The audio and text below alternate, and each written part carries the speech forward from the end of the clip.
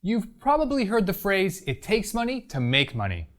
The only problem for many of us is getting money in the first place. Well, one way is to borrow money to invest. But is that a good idea? Let's find out.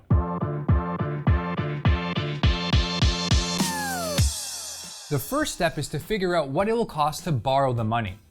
Take note of any fees and the interest rate you'll be charged. The payback schedule is also important. If you need to repay the money in installments, make sure you can cover those payments along the way. Next, estimate how profitable the investment might be. This is usually presented as a percentage of the initial investment called the rate of return. Lastly, consider the riskiness of the investment.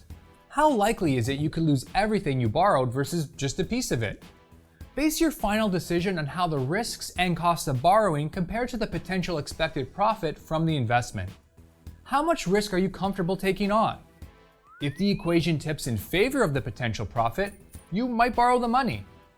But if the opposite is true, perhaps you steer clear. To learn about borrowing to invest using a margin account, check out our other videos on the topic.